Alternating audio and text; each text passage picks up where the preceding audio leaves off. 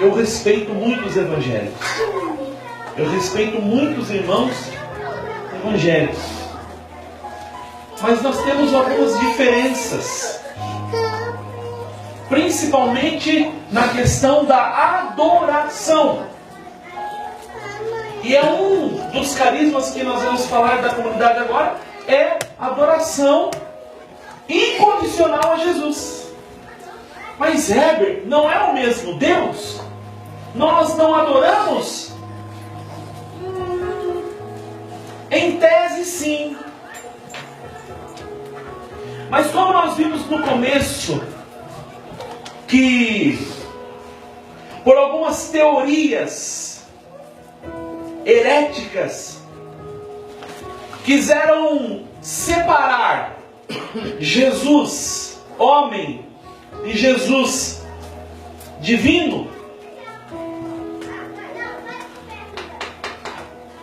eles têm uma dificuldade muito grande de entender que Jesus se dá no pão e no vinho, e que a Eucaristia é o próprio Jesus. Para eles é um pedaço de pão, para eles é um copo de vinho. Sabe por quê? Porque depois de 1500 anos de igreja, Martinho Lutero se separa da igreja. Ele rompe com a igreja. Amados, a partir de então, rompendo com a Santa Igreja, a grosso modo, se cria uma maneira de cultuar a Deus. Isso é história da humanidade. Isso é palavra de Deus. Rompendo com a Santa Igreja, rompendo com a tradição, com o magistério, eles rompem com tudo aquilo que é da igreja. Os sacramentos. Quando eu estava na igreja crente da minha mãe, lá tinha Santa Ceia. Mas era símbolo. Era simbólico.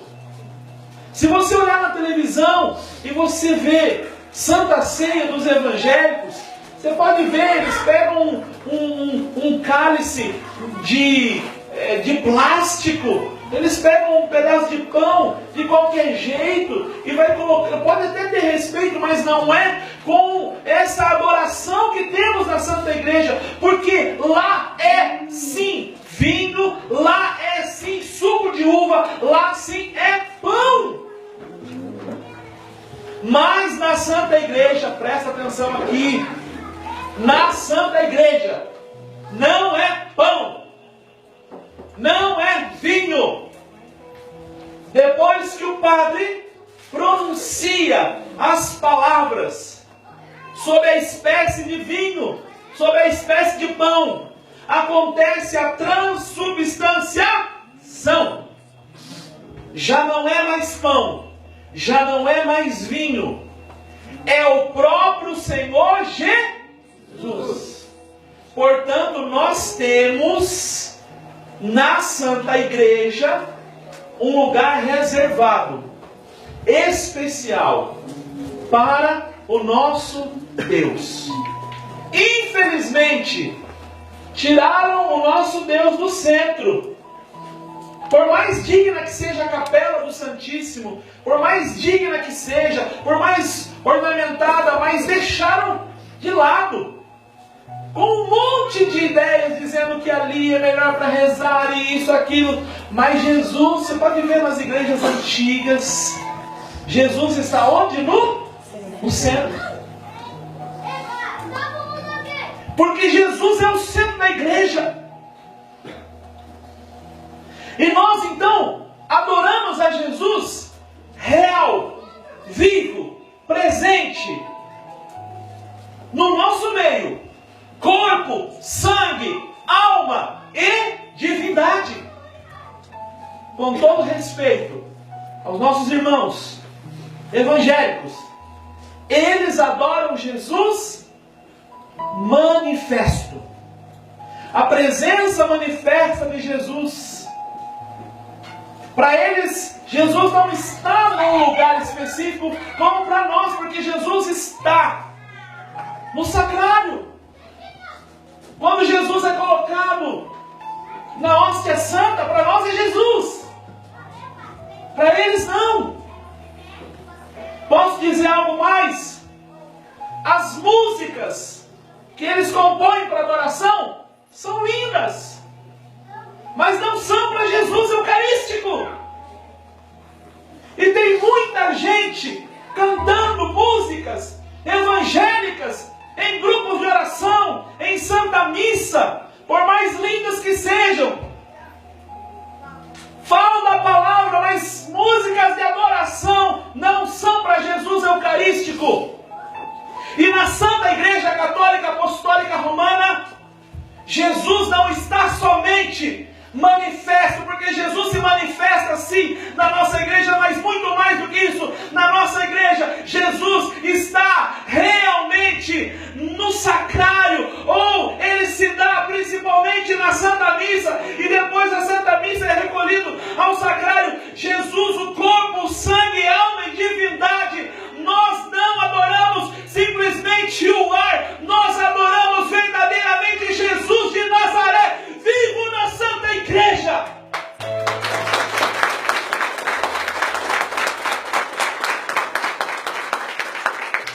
Com todo respeito, pode juntar todos os pastores do mundo, todos os pastores do mundo, orar sobre as espécies do vinho e do pão. Pode ser pastor santo, que viva a santidade. Pode orar, jejuar, clamar. Não será verdadeiramente o corpo de Cristo. Mas você pode ir em qualquer igreja católica, apostólica, romana do mundo. O padre pode ser o padre mais pecador do mundo. Quando ele rezar, quando ele orar, quando ele pronunciar as palavras sobre a espécie do vinho e do pão, deixa de ser vinho, deixa de ser pão e se torna verdadeiramente o corpo e o sangue de nosso Senhor e Salvador Jesus Cristo. É por isso que precisamos orar pelos padres, é por isso que precisamos rezar pelos padres, é por isso que precisamos amar os padres, porque sem padre não tem Jesus real e vivo na face da terra. Você tem rezado pelo seu padre? Você tem orado por ele? Quando alguém fala mal do sacerdote, você concorda? Porque para o mundo e para Satanás todos são pedófilos, todos são isso, são aquilo, são mulherengos, são isso, aquilo. Mas quantos sacerdotes que têm buscado santidade? Mas independente disso, Deus escolheu. E sem eles, não temos Jesus. E nós só adoramos Jesus no sacrário ou no ostensório, porque antes, em sacrifício, ele se dá na Santa Missa.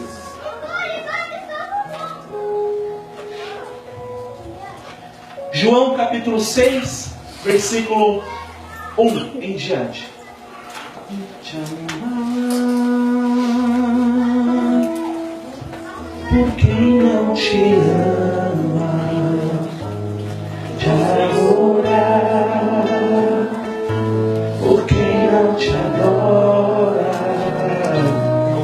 esperar por quem não espera em ti, e pelos que não creem estou aqui. Mais uma vez, te amar. João 6, capítulo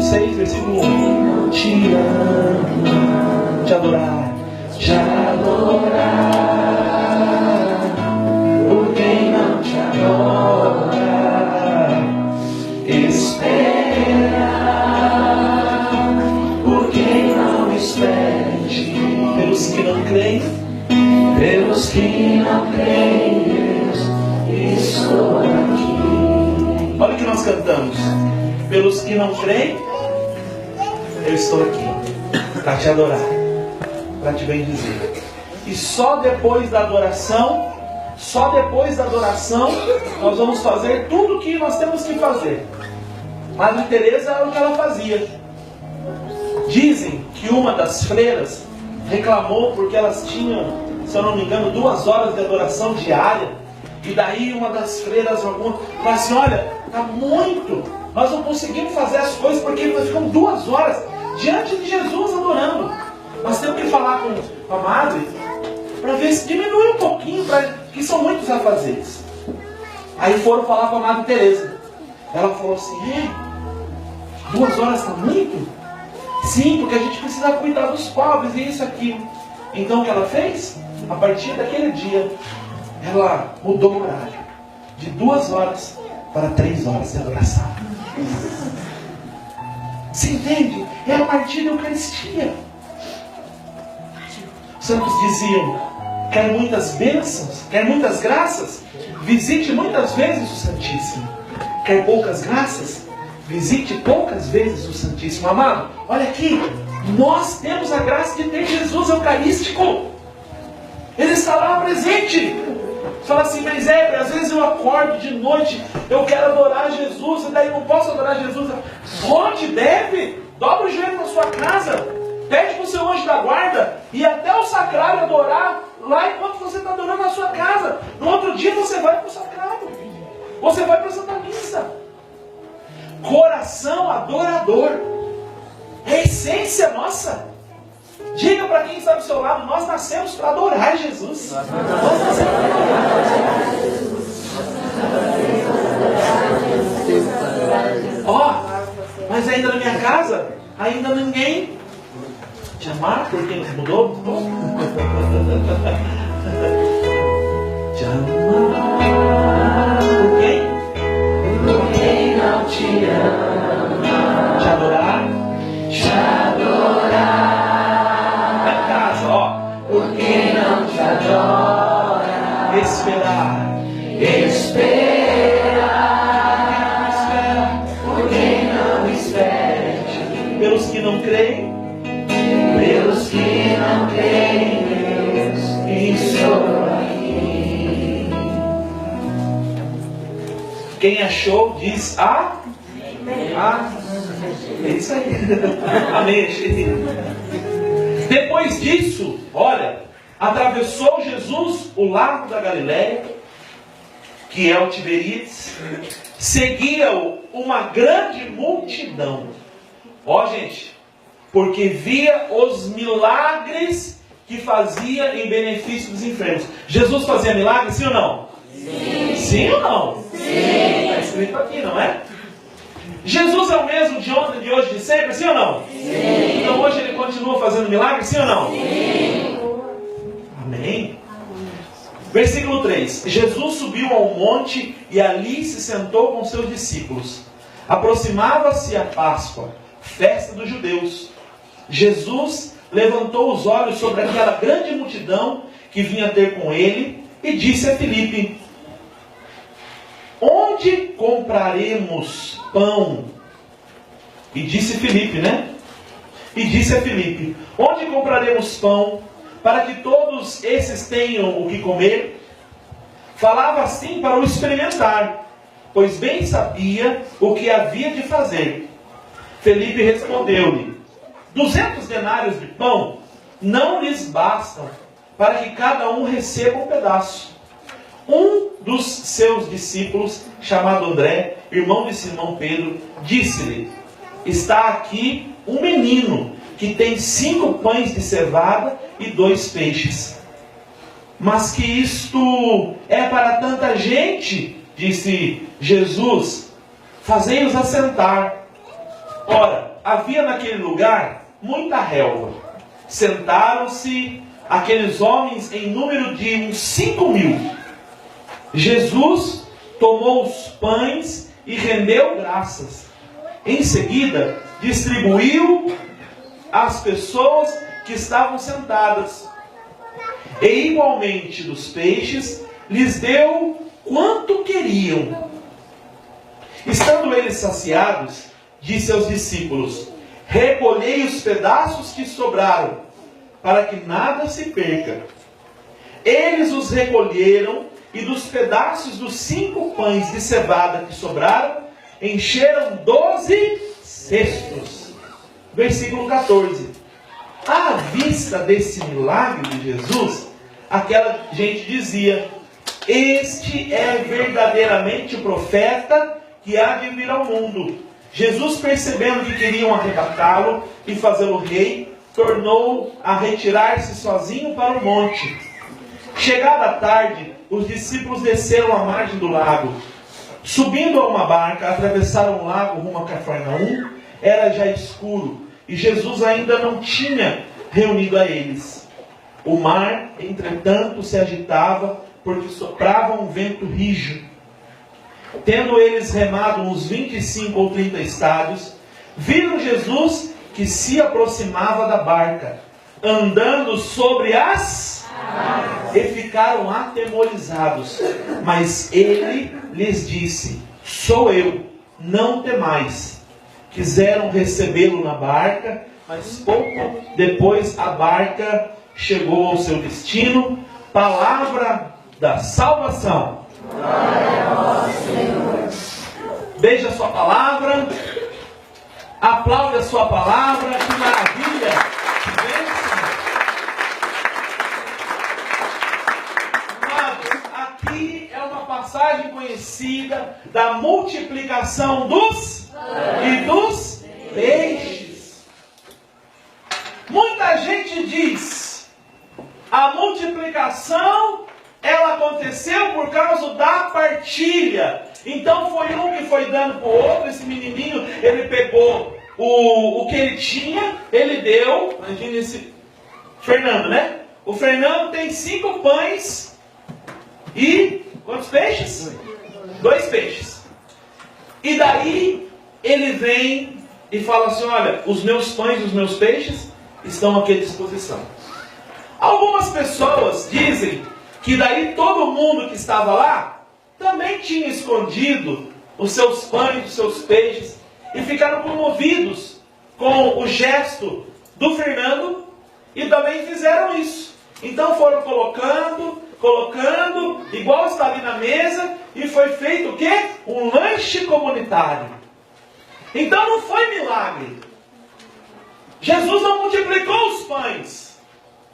Mas nós não estamos preocupados muito com isso, apesar de que, deixa eu esclarecer algo. É lógico que foi milagre, a partir dos pãezinhos que aquele menino, ele colocou. Deus multiplicou a partir da partilha. O milagre está ligado à partilha. Olha que lindo. Mas o que é mais interessante, que somente Jesus poderia alimentar aquela multidão.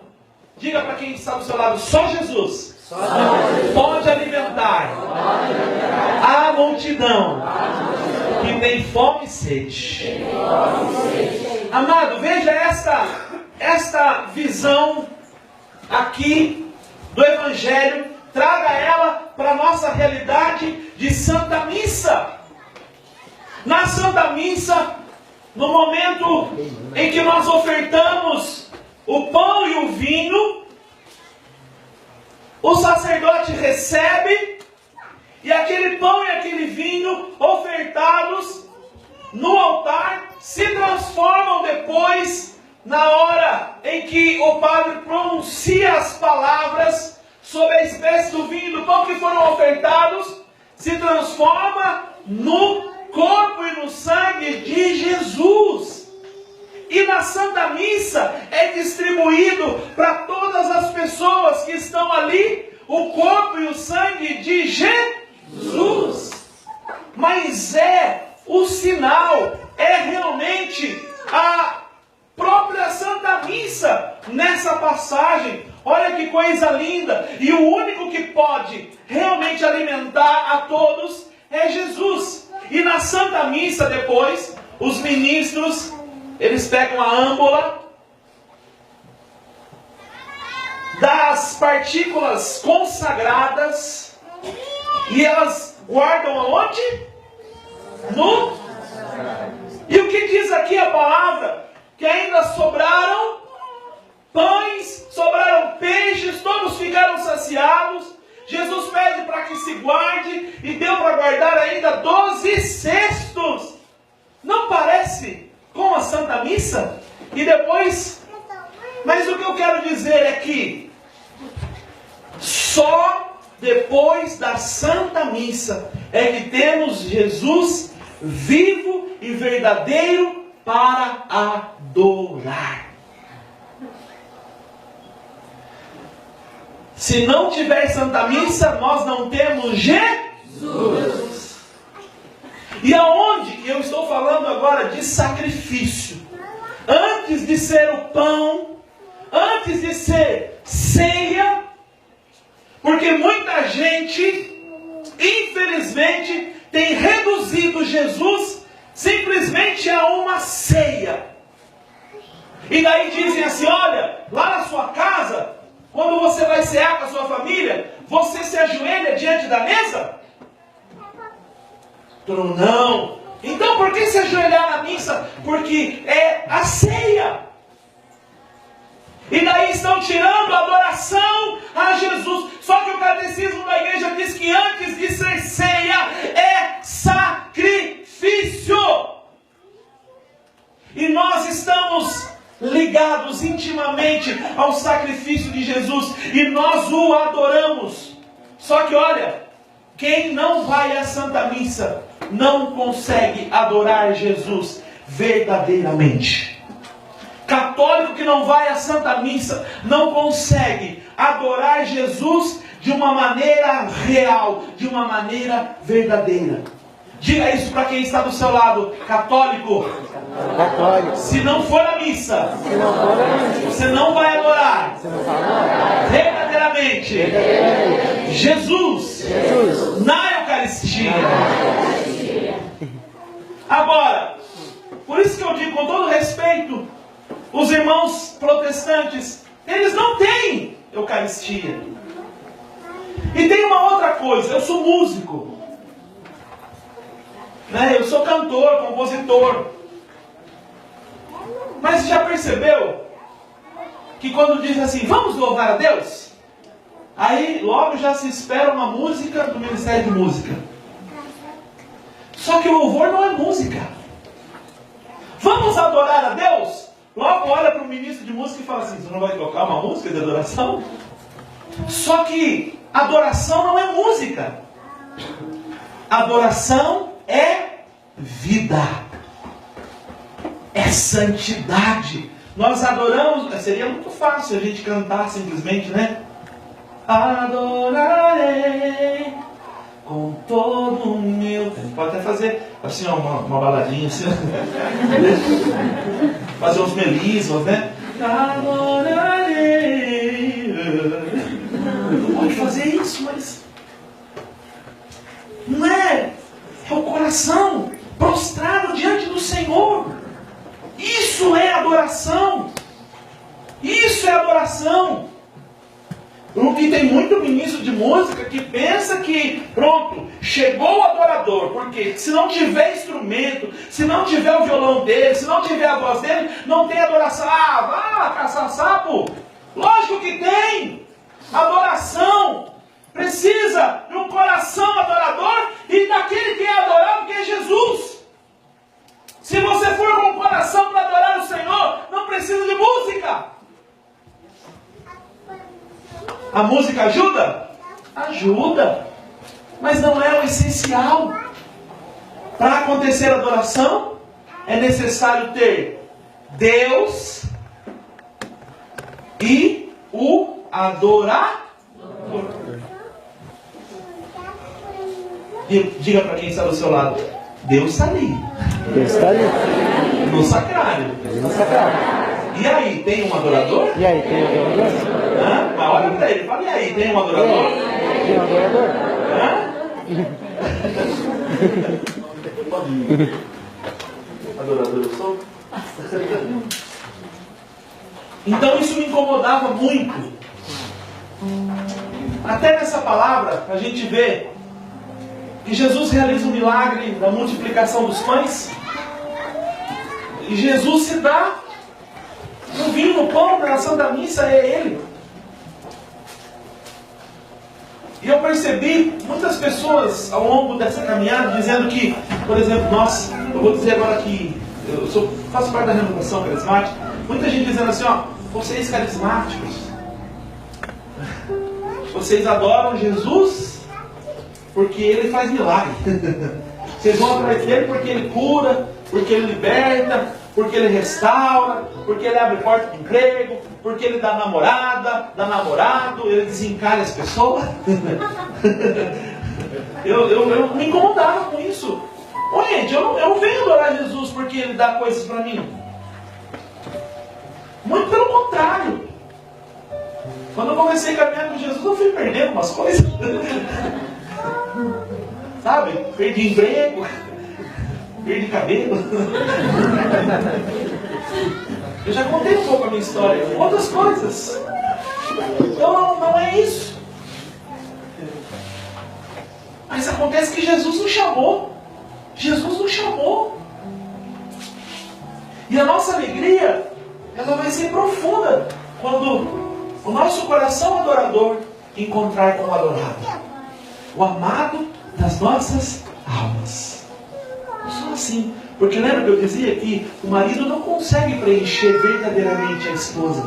Agora, se o marido é adorador, então ele e Jesus preenchem o coração da esposa. E vice-versa. Se a esposa é adoradora, ela vai conseguir preencher o coração do marido. Aí não vão precisar, sabe, de essas coisas que o mundo oferece para ser feliz, sabe, viagem a Paris. Minha lua de mel foi em Paris. A minha lua de mel, quando a Camila, foi em Paris. Aparecida do Norte. Nós fomos para lá. Sabe por quê? Porque a gente queria estar onde Jesus está. Então nós colocamos mochila nas costas, pegamos um ônibus e fomos para Aparecida, num hotel novo na época, que os bispos tinham ficado, no Celan. Lógico que a noite de núpcias, nós não saímos da igreja e pegamos um ônibus e final. A noite de núpcias foi na nossa casa, foi no nosso quarto, foi na nossa cama, abençoado por um sacerdote. 2, 3 dias depois, nós nos curtimos ali, de consumarmos o casamento, o matrimônio, porque só vai acontecer a consumação do matrimônio que acontece na igreja, na cama do casal. E nós saímos dali, depois de 3 dias, muito beijinho. Como é bom ser casado. Oh, glória. Não é por causa dessas coisas, mas essas coisas também. É bom demais. Não é quando é meio gordinho, assim, que tem umas coisas pra pegar, né? Brincadeiras à parte, não deixa de ser verdade. Mas assim, nós fomos para Aparecida, irmão. E daí nós fizemos um roteiro. Minha esposa é ótima para fazer roteiro de viagem. Colocamos a nossa mochila, chegamos em Aparecida. Aí nós tivemos a Basílica para nós. A Basílica em si, ali dentro. As missas para nós, as confissões para nós. A gente visitou a Sala dos Milagres, a gente foi na torre, apaixonadamente, a gente olhava tudo e falava, esse vale todo é teu, meu amor. A gente é feliz da vida, enamorados. Mas por quê? Porque Jesus estava com a gente. Porque o nosso coração não queria ficar longe. Se a gente fosse para a praia, glória a Deus para quem vai na praia, maravilha, glória, mas aguente, porque você vai na praia, aí você chega na praia,